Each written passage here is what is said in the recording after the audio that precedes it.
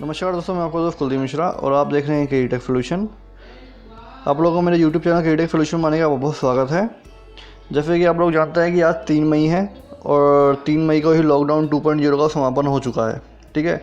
और इसी के साथ गवर्नमेंट की तरफ से, केंद्र सरकार की तरफ से आगे लॉकडाउन को बढ़ा दिया गया है, जो कि लॉकडाउन 3.0 के नाम से जाना जा रहा है, ठीक है, जो कि 2 हफ्तों के लिए बढ़ाया गया है 17 मई तक, ठीक है।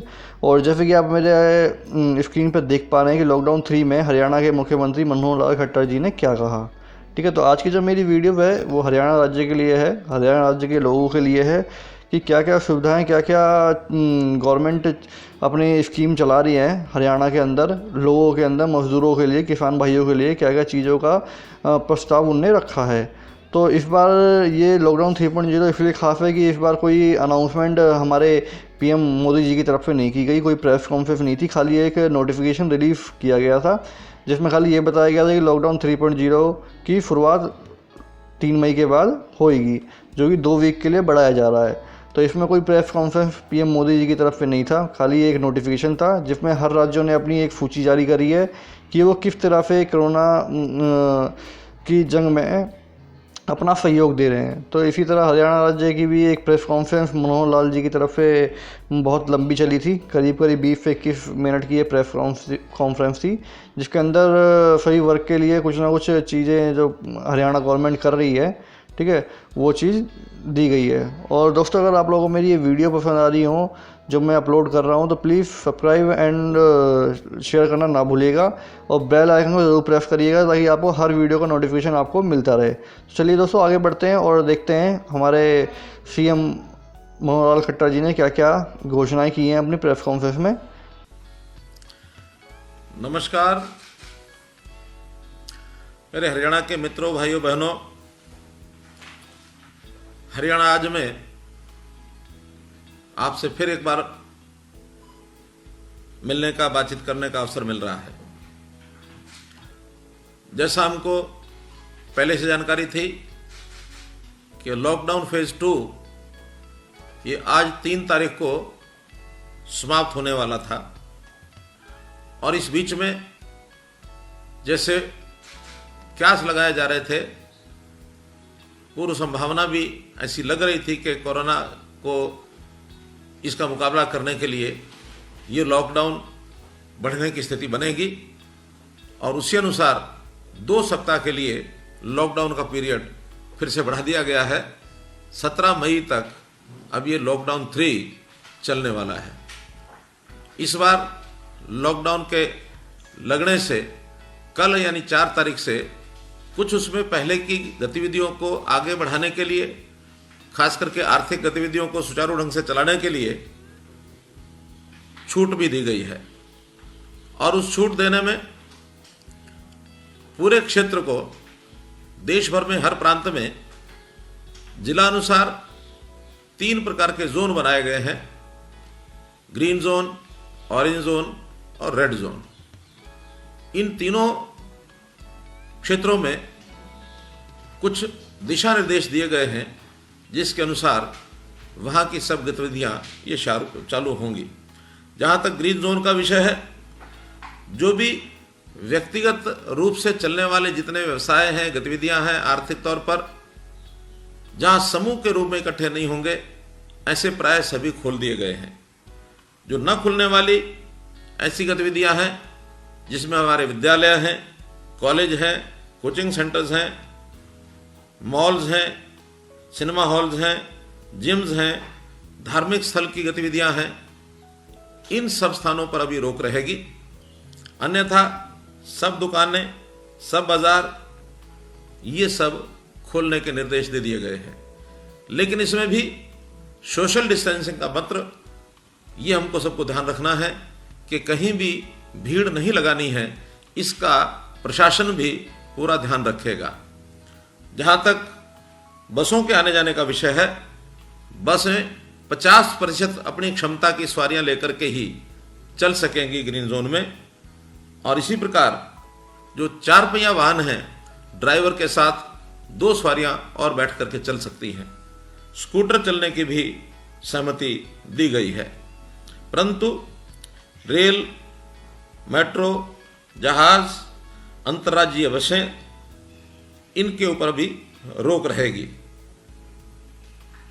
व्यक्तियों के नाते नागरिकों को भी थोड़ा इसमें बंधन लगाया गया है कि 10 वर्ष से नीचे की आयु के बच्चे और 65 वर्ष से ऊपर के आयु के हमारे वृद्ध बंधु, इनको घरों से न निकलें, ऐसी एडवाइजरी भी जारी की गई है।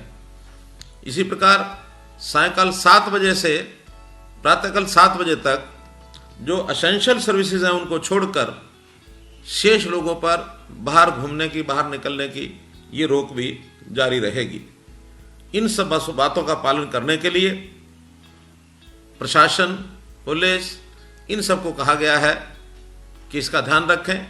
हेतु एकमात्र है, गतिविधियां सब चलाई जा सकती हैं, लेकिन कोरोना के फैलाव में किसी भी प्रकार की कोई गुंजाइश यदि होगी तो उसको रोका जाएगा।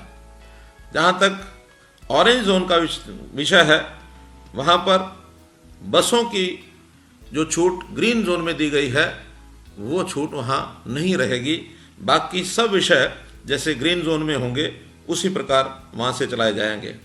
जहां तक रेड जोन का विषय है, वहां पर नाई की दुकान, ब्यूटी पार्लर, स्पा, सैलून, रिक्शा आदि, रिक्शा यानी ऑटो, टैक्सी, इनके चलाने पर भी प्रतिबंध होगा।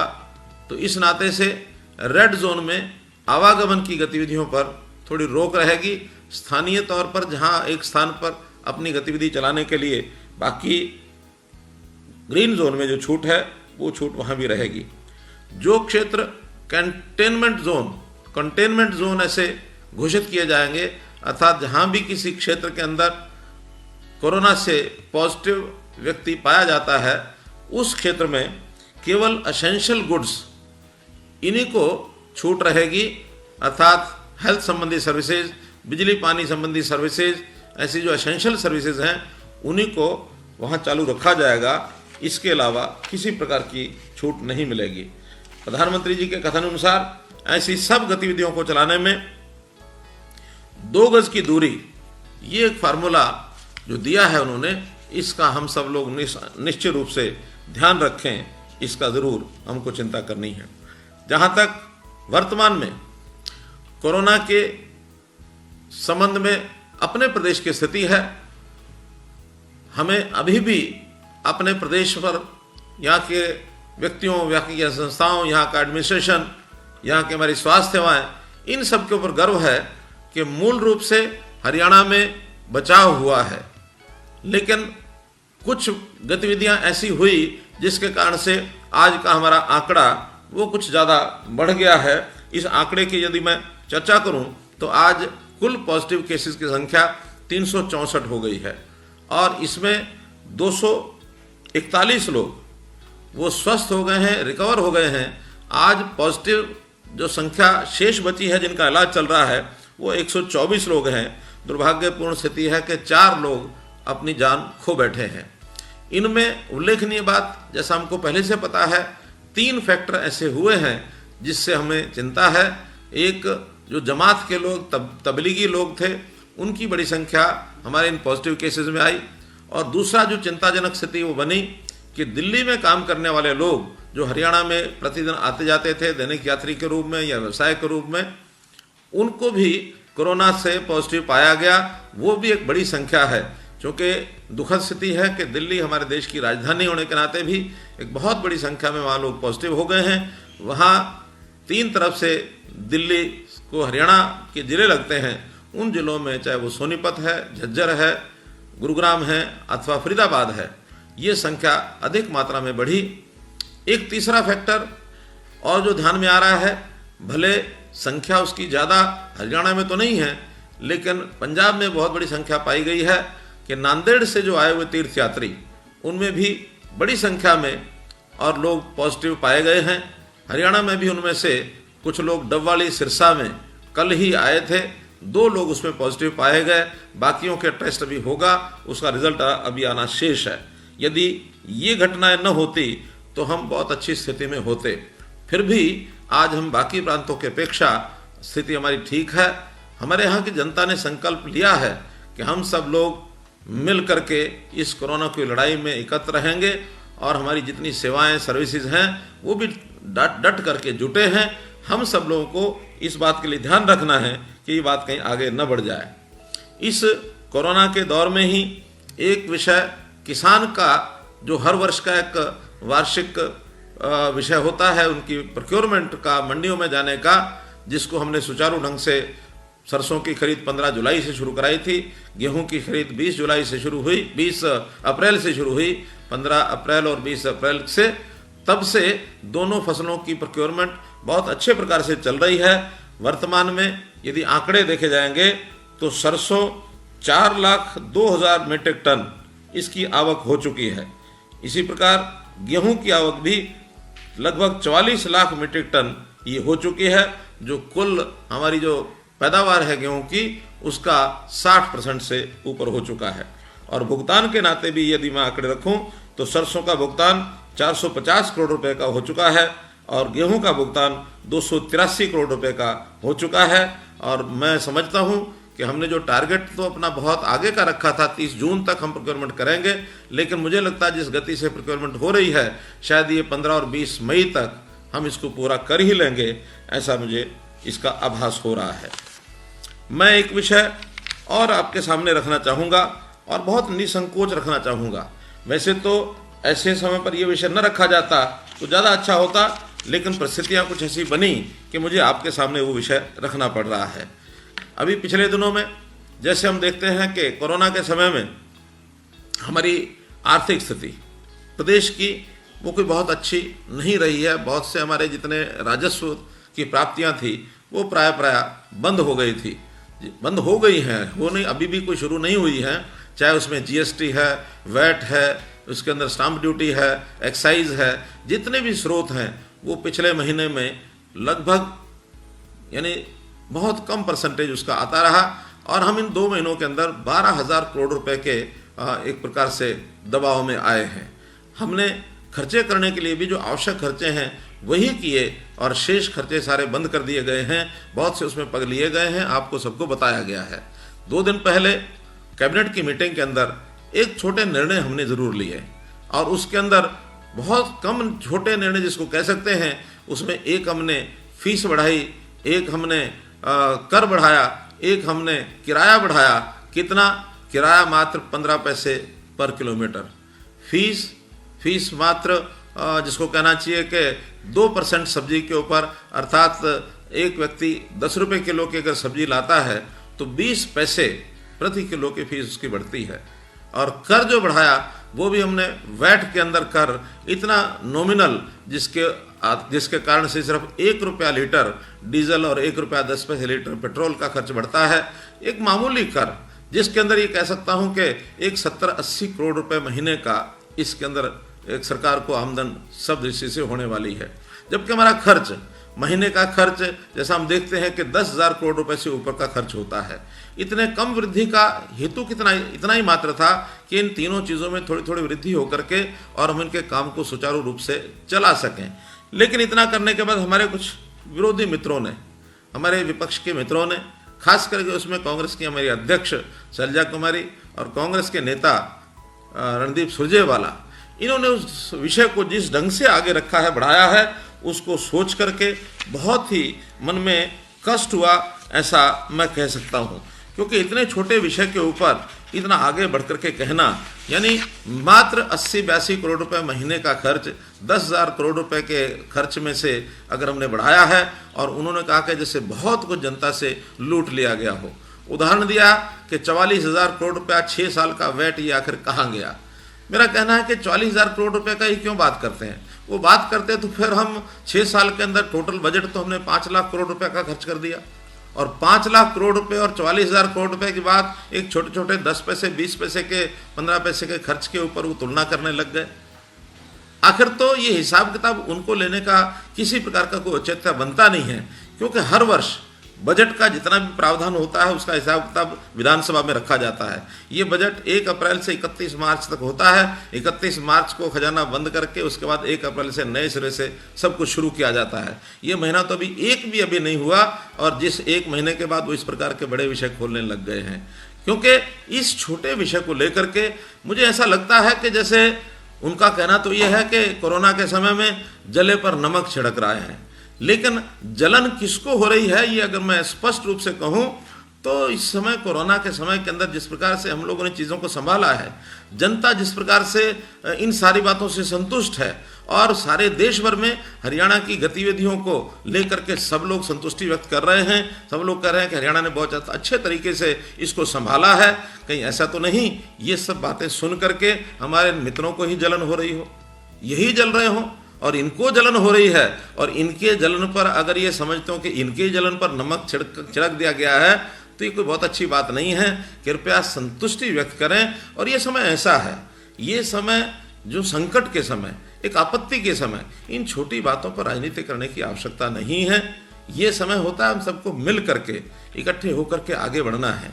अभी हमने एक अपेक्स ग्रुप की अपनी मीटिंग की, उससे पहले ऑल पार्टी मीटिंग में भी जो नेता थे सब लोगों ने एक विश्वास दिलाया था, क्या कि हम लोग सरकार के साथ खड़े हैं। सरकार को सुझाव सब के मिलते ही हैं, सबके सुझाव लिए जाते हैं, लेकिन उस सुझाव के बाद सब लोगों का एक ही विषय रहता था कि मुख्यमंत्री साहब आप जो करेंगे, सरकार जो करेगी, हम साथ खड़े हैं। ये संकट का समय है, इस समय आप जो भी कुछ करना चाहें हम आपके साथ खड़े हैं। लेकिन कभी भी किसी ने कंडीशनल सपोर्ट नहीं की थी कि आप ये करेंगे तो हम साथ खड़े हैं, ये नहीं करेंगे तो साथ नहीं खड़े हैं। अभी ये बहुत कुछ हुआ नहीं है। आगे हम अपेक्षा तो करते हैं, आशा करते हैं कि कोरोना से हमें मुक्ति मिल जाए, लेकिन मानो यदि कोरोना की लड़ाई लंबी चली तो हमको निर्णय बहुत कठोर भी लेने पड़ सकते हैं। और कठोर निर्णय लेने में जनहित में निर्णय लेते हैं, क्योंकि हमारे पास जो कुछ है हम ट्रस्टी के रूप में जनता का सब सामान दिया हुआ वो संभाल रहे हैं। आज भी जो कुछ प्राप्त करेंगे वो जनता के लिए ही खर्च करेंगे, जनता से लेंगे तो जनता पर खर्च करेंगे। और इसमें हम लोगों ने जनता पर किया भी है खर्च। अगर पिछले महीने का मैं हिसाब आपको बताऊं तो हम लोगों ने जिस दिन ये टैक्स लगाए थे उसी दिन MSME अर्थात लघु उद्योग, उनके कर्मचारियों को, उनके मजदूरों को ठीक से तनख्वाह मिल जाए, उनके काम ठीक से शुरू हो जाए। हमने प्रति वर्कर 20,000 रुपये की 20,000 रुपये का लोन बैंक से वो अगर लेते हैं तो उसका 6 महीने का ब्याज ये सरकार देगी, जो लगभग 250 करोड़ रुपया बनता है। अर्थात 250 करोड़ रुपए की छूट तो उसी दिन हमने दी। हमने बिजली में फिक्स चार्जेस 25% तुरंत छोड़े और 75% चार्जेस को आगे के लिए डेफर कर दिया कि इसको दिसंबर तक भुगतान किया जा सकता है। आखिर हमने गरीब व्यक्ति, मजदूर व्यक्ति, उसके राशन की व्यवस्था, केंद्र सरकार ने भी राशन डबल किया, लेकिन जिन लोगों के पास राशन कार्ड नहीं थे ऐसे लाखों लोगों को भी 30 जून तक के राशन देने की कमिटमेंट हमने की, उनको राशन दे रहे हैं। हम लोगों ने इसी के साथ जो धनराशि, पैसा जिनको चाहिए 1,000 रुपये प्रति सप्ताह, ऐसे 4,000 रुपये, 5,000 रुपये, लगभग 15 लाख लोगों को हम इस पिछले महीने में दे चुके हैं। आखिर इसके ऊपर भी कोई 500 करोड़ रुपए का हमारा खर्च हुआ है।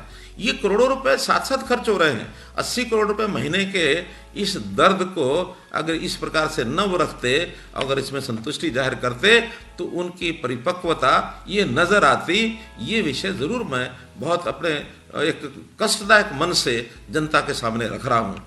और मैं ऐसे लोगों के सामने ये भी प्रश्न करना चाहता हूँ कि इन चीज़ों का हिसाब मांगते हुए, जब हिसाब मांगते हैं तो मैं हिसाब की एक ही बात पूछता हूँ कि आखिर ये पैसा कहाँ जाता है। हमने तो अपनी सैलरी भी एक महीने की कम कर दी, 30% सैलरी अगले साल भर के लिए ये कम कर दी, 51 करोड़ रुपया DQ ये छोड़ दिया गया, पेंशनर्स ने पेंशन दी, लेकिन मालूम नहीं रणदीप सुरजेवाला जी, आज आप 1,68,000 रुपये पेंशन ले रहे हैं और 1,68,000 रुपये पेंशन आप ले रहे हैं।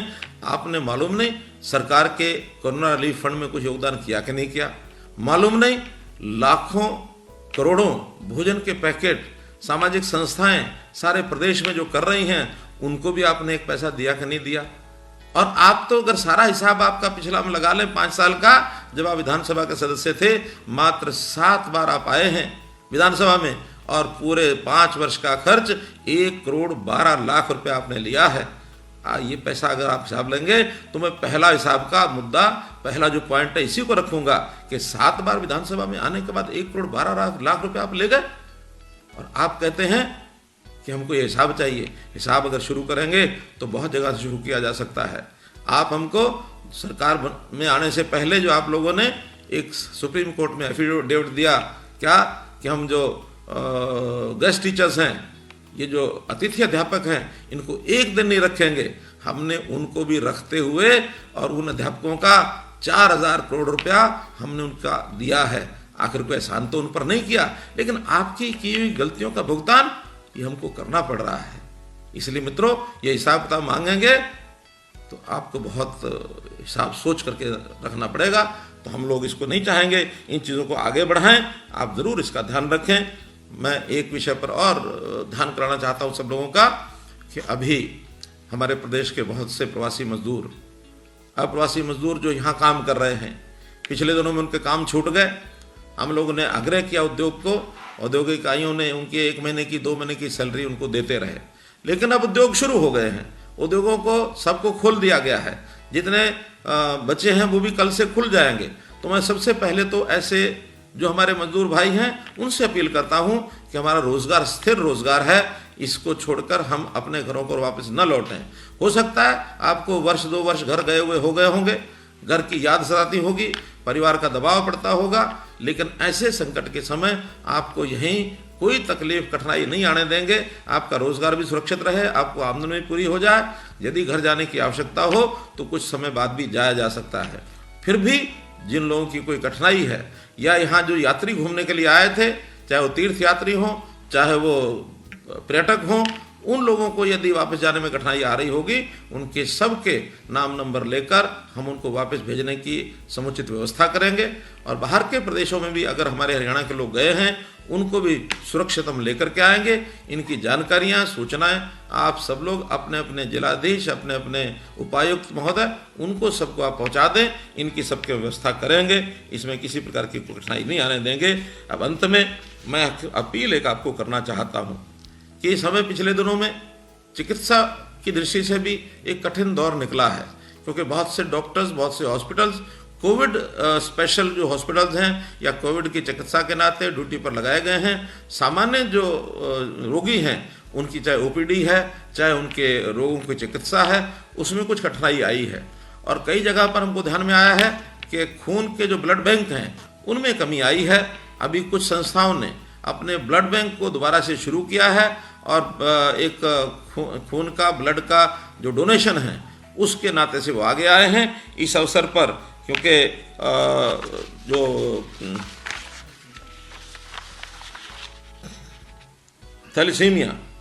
थैलेसीमिया बीमारी से भी बहुत लोग, जो बच्चे यानी हमारे जो ग्रस्त हैं, वो बच्चे हमारे प्रदेश में ऐसे हैं जिनके जीवन को चलाने के लिए रक्त की आवश्यकता है। तो मैं आपको अपील करता हूं कि ऐसी संस्थाओं के माध्यम से आप रक्तदान अवश्य करें, ताकि इन बच्चों की ज़िंदगी को भी बचाया जा सके।